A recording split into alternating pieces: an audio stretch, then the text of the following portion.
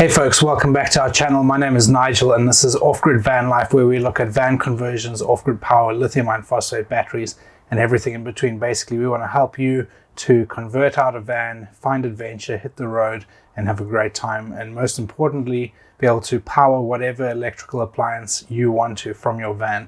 So this is the series that we're doing converting this van. So this is a Nissan NV400. It's a medium wheelbase van, slightly probably smaller and shorter than sort of the equivalent sprinters and crafters. So we're having to get a bit creative with using the space in here because there's really not a lot of space. But we wanted to do it that way because we wanted a van that was just slightly longer than a normal car size, obviously much higher because you can stand up fully in here. And granted, I'm not that tall, I'm only 5'10", so I'm pretty close to the roof. If you're like 6 foot or more, then you'd struggle with this van. You'd need a bigger one for sure. But this is going to give us a lot to play with here. We're busy kitting it out and getting ready here. So in this video, we're going to be insulating the van. So if you've been following the channel and the series, you know that it's been a bit of a drama getting hold of the spray insulation foam that I want for this van. And so we're at the stage now where I've finally received the spray insulation foam. And so I'm just doing the final prep here before I actually get to spraying it out. So in the next couple of days, I'm going to be covering that here and taking you through the process. But initially, what I'm finishing off doing is to frame out all of these windows. So in the last video, I did the side windows, those little side windows, the vent windows, and I showed you guys just how it's a bit of a hassle to frame them out and work with them. So I've got sort of battening around them. I'm going to work with that. It's going to be a bit fiddly when I actually come to putting the finish in there, but it's the best that you can do with those windows. They are pretty awkward to work with. And equally, these windows are not that much easier just in terms of their positioning and placement and stuff like that. So trying to neaten off all of this stuff here and just have it looking good once we're done, it's taking a bit of creativity. So I'm going to take you through the process, but essentially I'm going to be putting a long batten along the top here, one right down the side here, one along this thing here. Probably I've got a couple of points here that I have to just go around, so I'll just cut the battening around that, and one down the back here. Then I'm going to figure out a creative way of working around these upright support pillars, because essentially I'm going to want my finished board to go like that and to meet the board that sits there. And I also, because of the windows here, I don't want this so far in that there's a huge step down going out into the window here. So I'm going to keep the insulation fairly minimal, and that's part of the reason why I'm using the spray insulation foam, because you can put an inch of it and it's the equivalent of 50 mils of the Celotex or Kingspan. So 25 mils of the spray insulation foam has the same thermal properties as 50 mil of the Kingspan. So it's quite attractive from that point of view. Put a 25 mil layer of the spray insulation foam across all of where the windows are here, sort of around the windows, and then once we frame that out, it's going to be quite effective. Obviously, one of the drawbacks with having windows is that it's a big surface area that you lose a lot of your heat anyway, and that's just the reality of having windows, especially these windows. If you have the Perspex windows, or the sort of the plastic windows, not glass, that are double layered, they have much better thermal properties. But in a van this size, once we put in a diesel heater and get the heating pumping in here, it's going to work really well. We'll also have really good curtains over these windows as well, which will help with keeping the heat in. So yeah, pretty confident with how we're getting on. So we're going to crack on and get these windows framed out.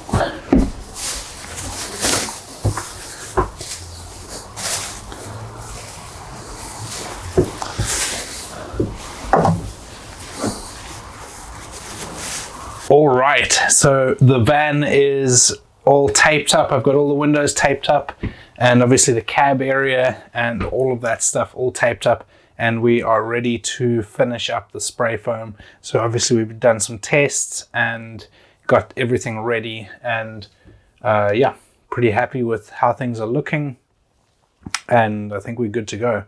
So I'm gonna crack on with that and hopefully get this thing all insulated and in later today, so that we can crack on with putting in a vapor barrier framing, and while framing, closing all of this in with the plywood paneling that we're going to be putting in here, and cracking on with the build. So let's go.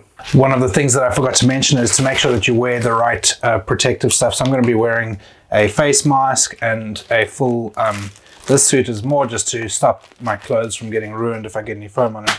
But I'm going to be wearing this face mask and then gloves, so that I don't inhale any of the chemicals or anything like that. And obviously the gloves will protect my hands as well. I've got fairly wide specs on, so I'm pretty happy as far as eyes are concerned.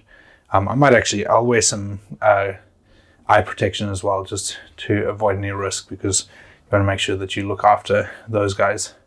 So yeah, let's get after it.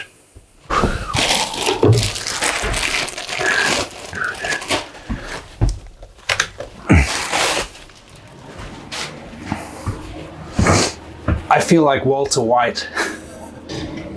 So this is the Froth Pak 180. So 180 square feet is what that 180 basically stands for, I believe.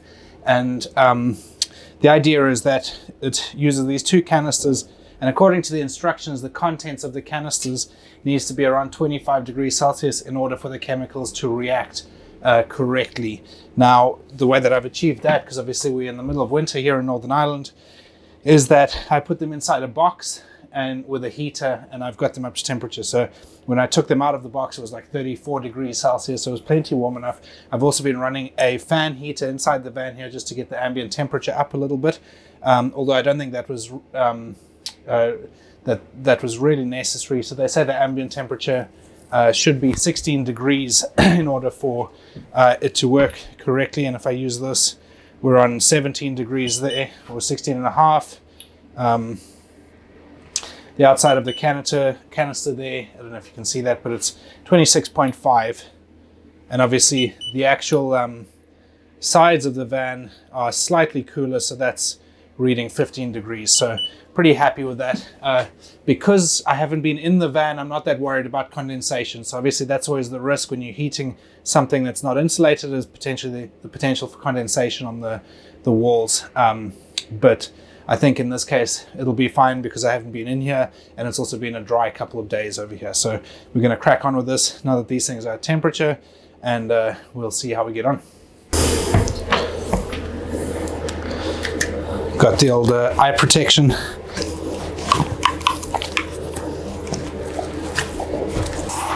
Okay, so you can see in the pipe here the two different colors. So the foam is coming through the one, and then the resin is coming through the other side. Obviously it has a reaction, and that's what causes it to react and do what we need it to do. So let's go.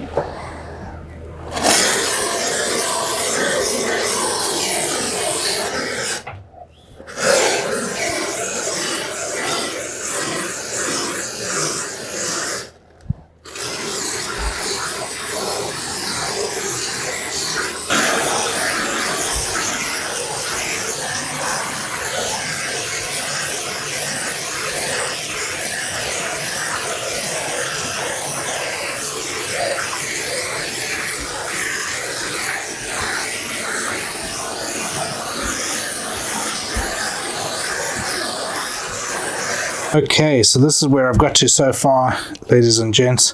So we've got that wall covered. This wall, obviously the wires run down behind there, so I've got something that covers them in that thing.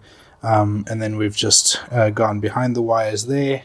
I had a bit of a problem here where it just didn't set properly, so I'm going to have to go over this again. I'm just going to wait for this to dry out, and I might even remove that, but that's fine.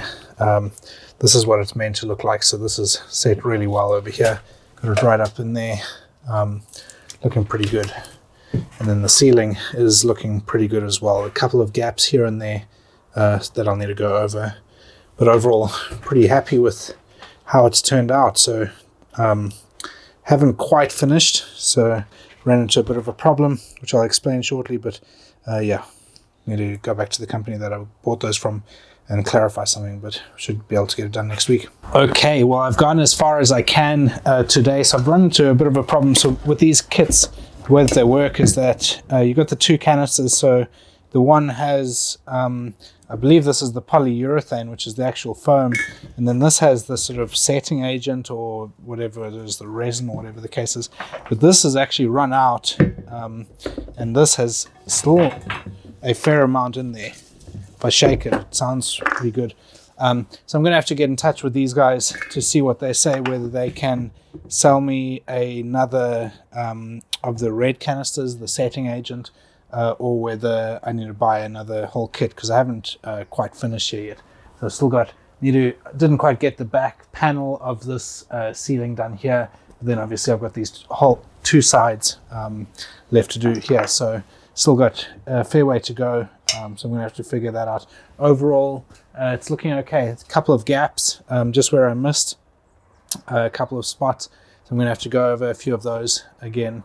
But yeah, overall, pretty happy with how it's turning out and how it's looking. And we'll see once we've spoken to the company that I got these from, see if we can get another one of these for next week and crack on with it next week. So we will leave it there. If you have any questions or anything, obviously drop them in the comments below. I'd love to hear from you, any comments or anything. And we'll see you in the next video. Thanks for watching. Cheers.